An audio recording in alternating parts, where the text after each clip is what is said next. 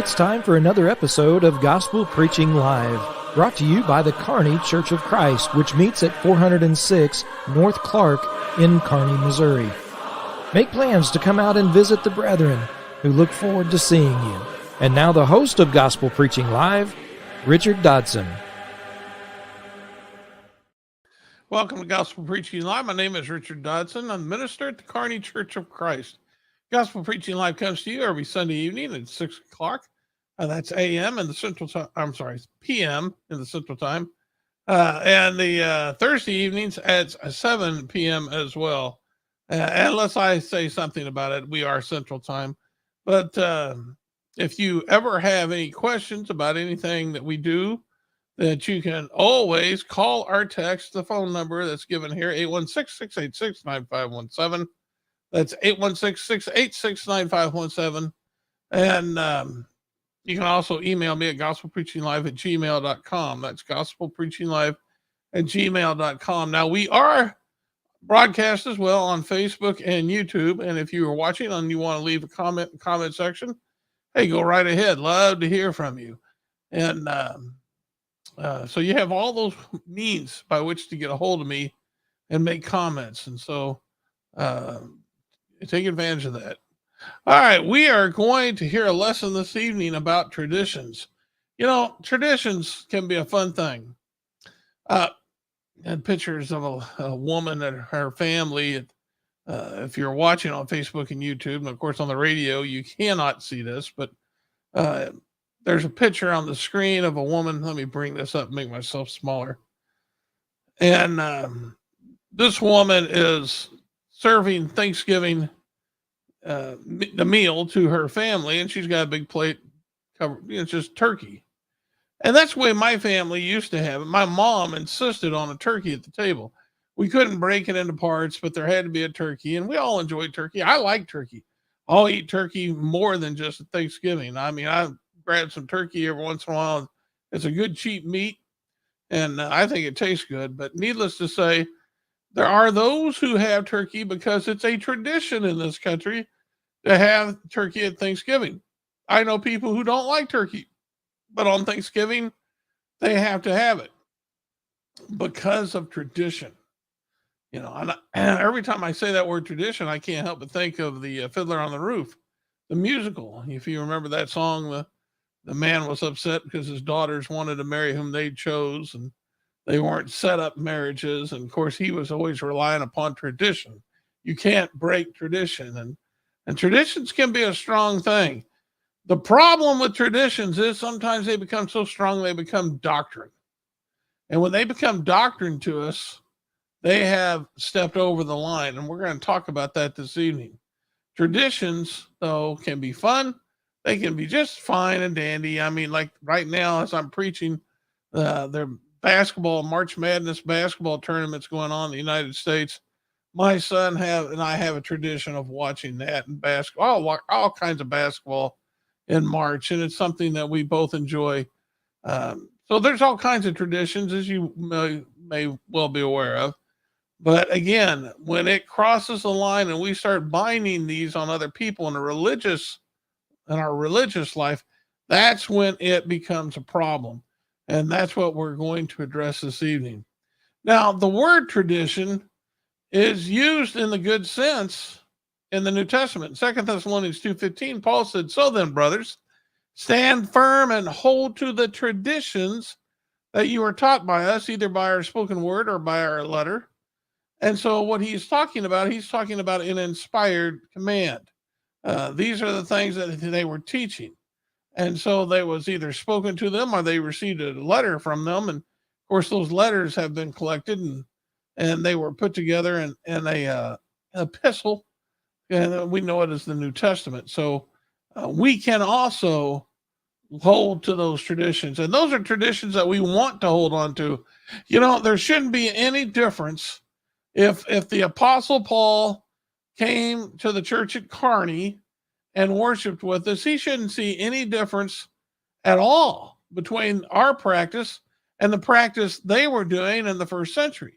It all should be the same. Why? Because we're all trying to copy the commands that are in the Bible. In other words, we're trying to hold to the traditions that were taught by us. And so when we look at the first century Christians, they took the Lord's Supper, we take the Lord's Supper. They heard preaching, we have preaching, et cetera, et cetera. All these things should have been the same. So when the Apostle Paul, although he would see many different changes if he was to come today and worship with the church in Kearney, there'd be a lot of changes he would see, but nothing, though, would be sinful in our practice at the church at Kearney, because it should be brethren holding to the traditions that he in part delivered.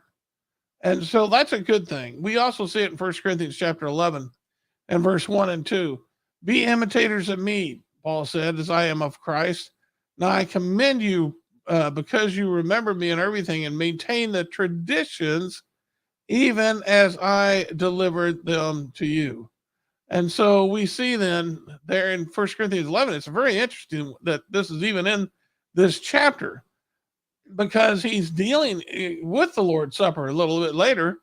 And notice he says, remember, maintain the traditions I delivered to you. They didn't. The Corinthians kind of got off track with the Lord's Supper. He corrects them in this, and he tries to set things in order. And so as long as we're following the commands that the Apostle Paul laid out in 1 Corinthians 11 regarding the Lord's Supper, then a church then knows that it is being faithful in following the traditions that have been delivered. And like I said before, the Apostle Paul shouldn't see any difference between the church in the first century and the church of today. Everything should be the same. But that's not always the case. Let's see if I can't move on to the next slide here. The Pharisees were a sect that were also based, they had many things that they based their beliefs on tradition. And that can be a dangerous thing in the fact that what they did with it. We're going to see about that. They took things that they held to and they started binding it on other people. Now, let's do a little background here. The Pharisees were a very militant traditionalist sect, and their origin probably 2 centuries before Christ. Why they came about was Alexander the Great. He had conquered the known world, and he had left a tremendous Greek influence everywhere he went, and that very much upset the Jews. And so the Pharisees were created to oppose that very influence that Alexander the Great had imposed upon them. And now, what they did was a good thing. They advocated strict adherence to the law of Moses, which is exactly what God intended. And that's exactly what Moses intended when these laws were delivered. That's not wrong. Being an advocate of strict adherence, their problem came is when they were having trouble with interpretations. What's right and what's wrong. And many times you're going to see this whenever there is a sect involved, they start listening to opinion over what's doctrinal. When you start thinking above men, above than that which is written, which he talks about in chapter 4, verse 6, 1 Corinthians, men were going beyond what was written, especially in regards of thinking about men. When you start doing that, you start looking upon them as the source of your faith, then you can start binding traditions, and that's a dangerous thing. And that's exactly what the Pharisees did. They started listening to some of their more influential Pharisees, and they held to these things. And they had influence, like Gamaliel. Gamaliel was one that the Apostle Paul sat at his feet and learned from. They had influential people at that time. And we understand that just about any place, anywhere has influential people. But they started having interpretations of the Sabbath, fasting, almsgiving, oaths, ceremonial cleansing, these kind of things, and they were all wrong. The way they were binding their tradition to these topics, and there's many more that we can name. But needless to say, and I put this on here just to make mention of this because it's important. The Apostle Paul wrote by inspiration the 2 verses we've already considered, And it was the Apostle Paul who was a Pharisee, and he excelled as a Pharisee, but he gave all that up in order to preach Jesus Christ. But needless to say, that's what the Pharisees did. And I know Christians today look at the Pharisees and they think we would never make such a mistake.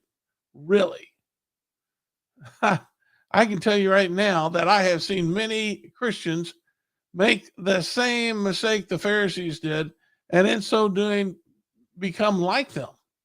And that's what we're going to spend the rest of our time doing here this evening. We're going to talk about the ways in which the Pharisees were wrong, and then how we might look like the Pharisees as well. Before I do that, I want to look at an example of how Jesus rebuked the Pharisees for taking something and that's a tradition that they came up with, and they bind it on other people. In order to do that, I just want to read from Mark 7, 1 through 13. It's a lengthy reading, but it's a very good one, and it fits what we're talking about. Now, when the Pharisees gathered to him with some of the scribes who had come from Jerusalem, they saw that some of his disciples ate with hands that were defiled, that is, unwashed. For the Pharisees and all the Jews do not eat unless they wash their hands properly, holding to the tradition of the elders. And when they come from the marketplace, they do not eat unless they wash. And there are many other traditions that they observe, such as washing of cups and pots and copper vessels and dining couches.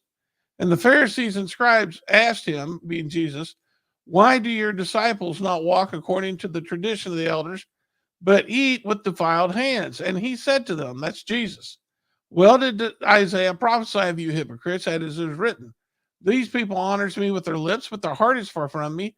In vain do they worship me, teaching as doctrines the commandments of men. You leave the commandment of God and hold to the tradition of men. That's what we're talking about. And he said to them, you have a fine way of rejecting the commandment of God in order to establish your tradition. For Moses said, honor your father and mother, and whosoever reviles father and mother must surely die. That was the command. But you say, if a man tells his father or his mother, whatever you would have gained from me is Corban, that is given to God, then you no longer permit him to do anything for his father and mother, thus making void the word of God by your tradition that you have handed down. And many such things you do. All right, so we see then how they were guilty, and Jesus made it very clear. They were guilty of taking something that and they had interpreted wrong. Somebody had, but they decided to go with that false interpretation and bind that instead of what God actually said.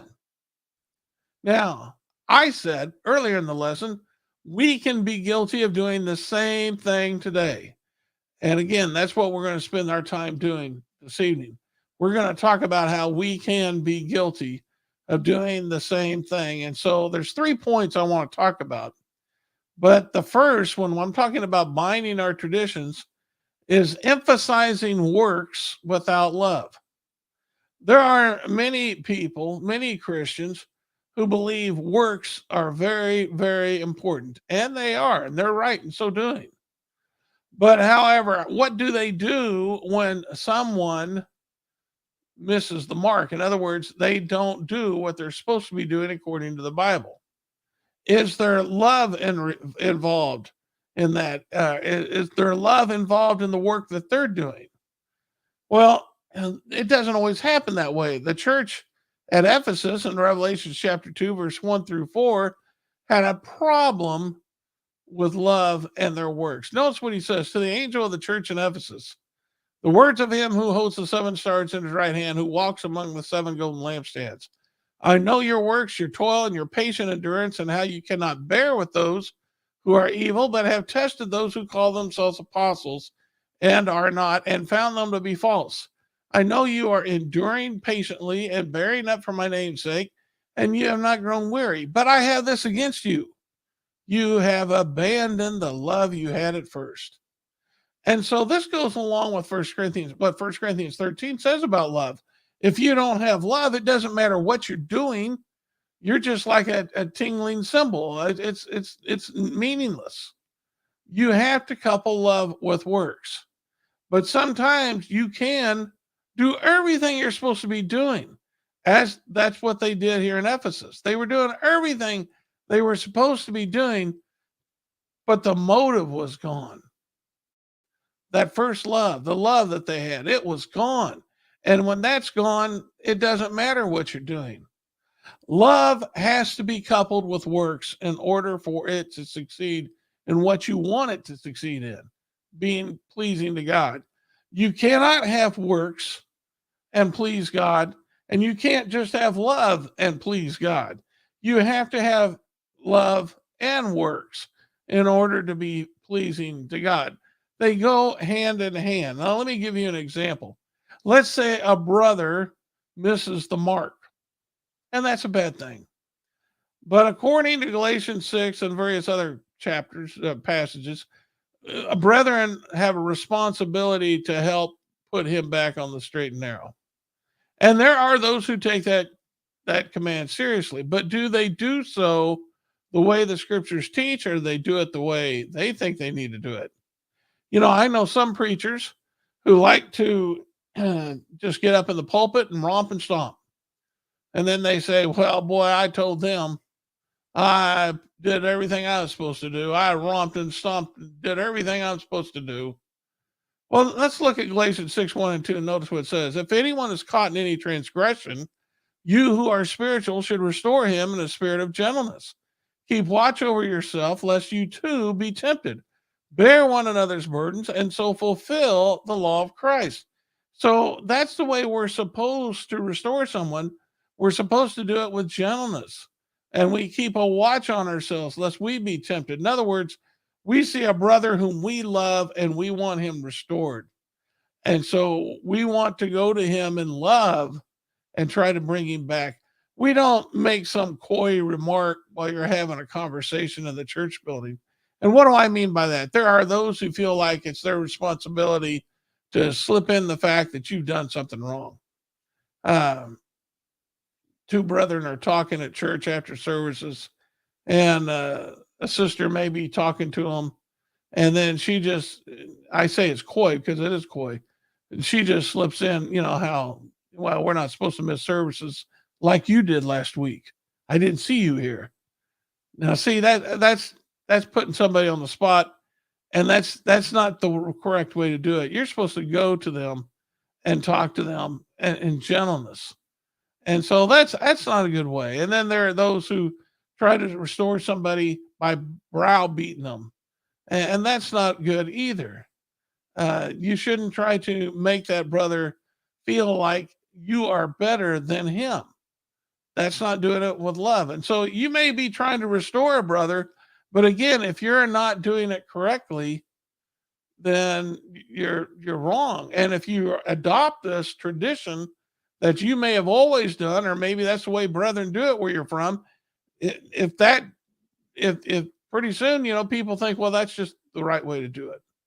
No, it's not the right way to do it. Just because you may be doing it that way doesn't mean that it's right. And so we have to be careful about that.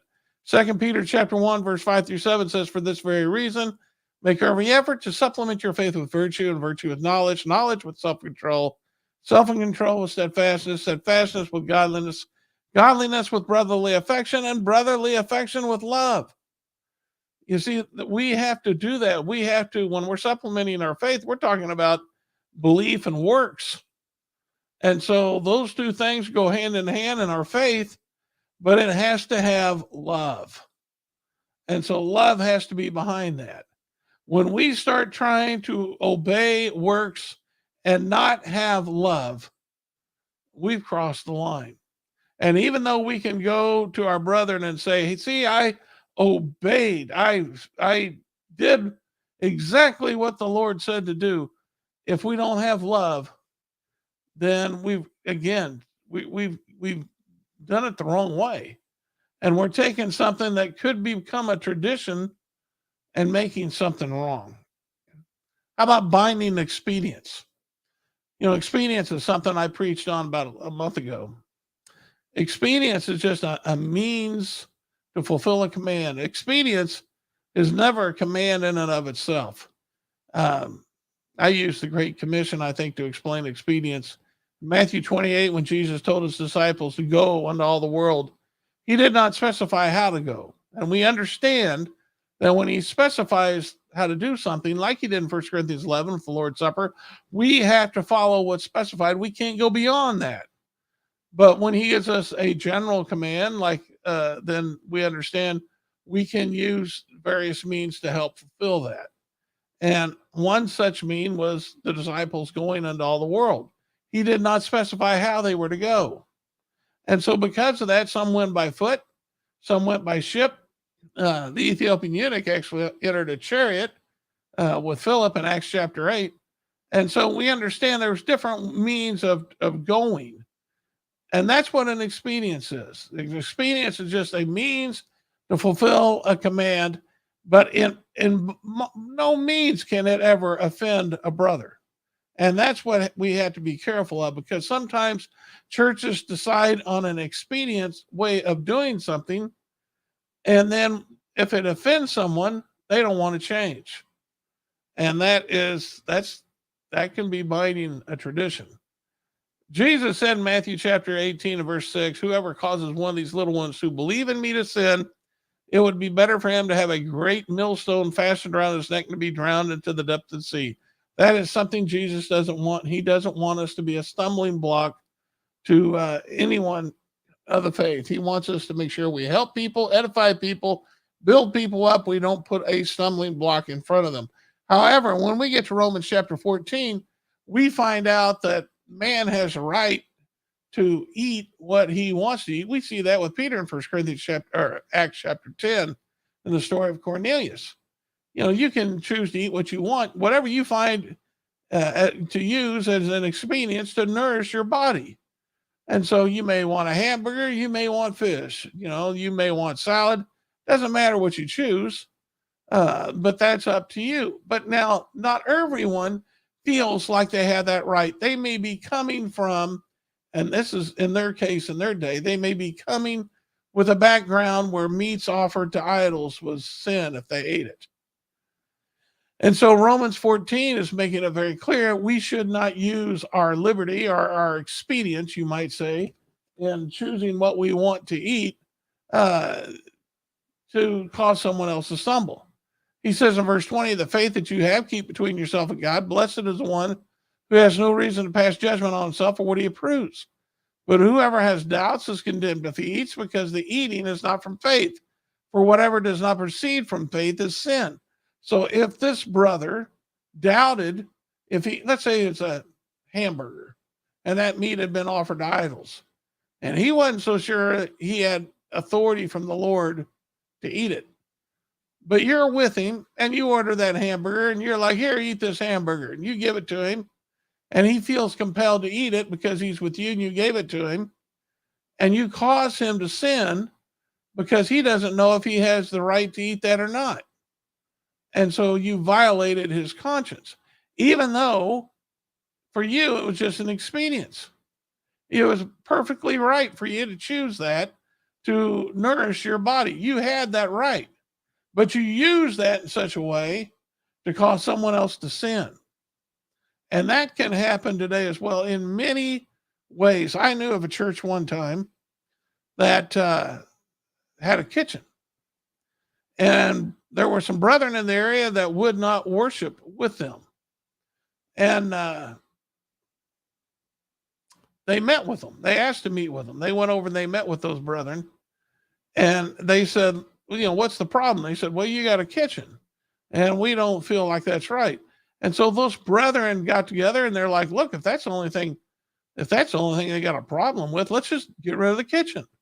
We don't need it. They just did it. They went along with the flow and they had a kitchen, but they thought if that's their only problem, hey, we could just go out to eat. But there was one man who came in after they decided to get rid of it, and he said, no, cast those people out. We're not getting rid of the kitchen. You see, there's nothing in the Bible that commands a kitchen for the church. It's not commanded. But there are those who do believe they have the right to do so. I'm not one of those such people. I am one that would be offended by the use of a kitchen. However, I'm using that to show that these people were using something that would just be an expedience that they would say that they needed to fellowship each other, enjoy each other's company, be with each other. If they were of that persuasion, which again, I don't think that's right in and of itself, but needless to say, if they were of that persuasion, why would they go along with something that at best they'd have to say, at the very best they'd have to say it'd be an expedience? That would be what they would say, an expedience. And if it's just an expedience to fulfill something, they cannot use that to harm the conscience of their brother. And that man was like, no, cast them out. He wanted to bind something that could not be bound. Now, Romans 14, verse 20 goes on to say, do not for the sake of food destroy the work of God. Everything is indeed clean, but it is wrong for anyone to make another stumble by what he eats. It is good not to eat meat or drink wine or do anything that causes your brother to stumble. That's why we got to be careful about expediences. We cannot bind expediences and cause brethren to stumble. Now, there's other examples. I'm quickly running out of time, so I got to continue. But there's other examples that we can use. Let's go to our next one. And I want you to think about that too when you have a chance. Think about the things that are expediences that can be bound that could cause someone else to sin. And when you bind that on those brethren, you're doing what the Pharisees, you're binding something that's tradition. How about calling good evil and evil good? Yes. Isaiah 5:20, woe to those who call evil good and good evil, who put darkness for light and light for darkness, who put bitter for sweet and sweet for bitter. Revelations chapter 3, the church of Laodicea, they thought they were rich. In other words, they thought they were approved by God. They didn't need anything. Everything's just great. But Jesus says you're rich, wretched, pitiable, poor, blind, and naked. Why? Because he said they were cold or hot. He says they were just lukewarm. And that can be manifested in how people come to church. Some people come to church, not every time. They just come when they want to. That is lukewarm. But if someone tries to say, oh, yeah, I'm saved. Oh, I'm approved by God, even though I'm only going to church part-time, then guess what? You're just like these people here. You're lukewarm and you're not as rich as you think you are. You are wretched, poor, blind, and naked. That's what he said to the church of Laodicea. Think about that point. I have to hurriedly go on.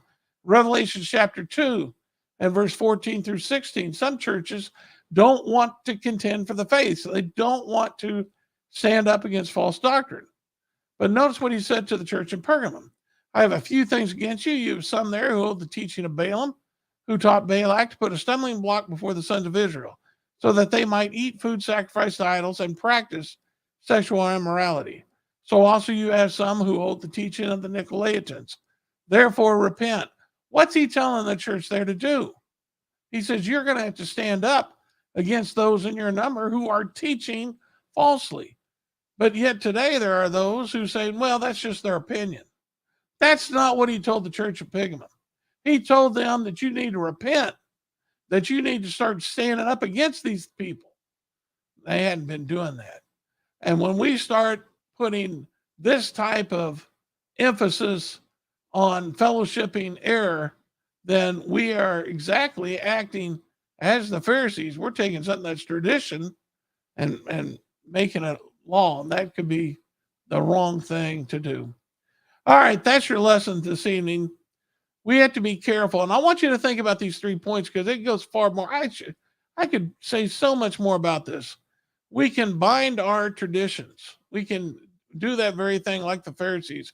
And we can result in being just like the Pharisees in emphasizing works without love, binding expedience, and calling good evil and evil good. We have to be very careful about doing those things. Okay, you ever in the Kearney, Missouri? Come look us up. We are at 406 North Clark. We meet every Sunday at 9:30 for Bible study, 10:30 for worship. Learn all about the church by going to kearneychurch.com.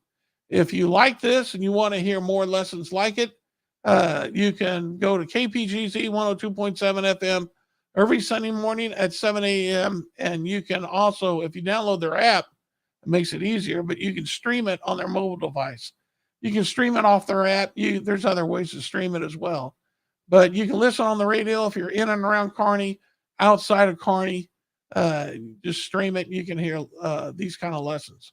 Berean Spirits is an internet Bible show. I'm part of it. It airs every Thursday morning at 10 a.m. You can take part also by watching it live. Go to kearneychurch.com, press on the Facebook, YouTube, or Berean Spirits app, and make comments in the comment section. If you don't have time to watch it live, it's still up there. You can watch past episodes. Now, all these Gospel Preaching Live and Berean Spirits is downloaded in a podcast form, and you can download those on Spotify or Google Podcasts. Okay, that's all I got for you tonight. Next time I come to you will be this Thursday at 7 p.m. Until then, remember, this is the day the Lord has made. Let's rejoice in it and be glad. This has been Gospel Preaching Live. Join us each week as truth is taught, faith is examined, and beliefs are challenged.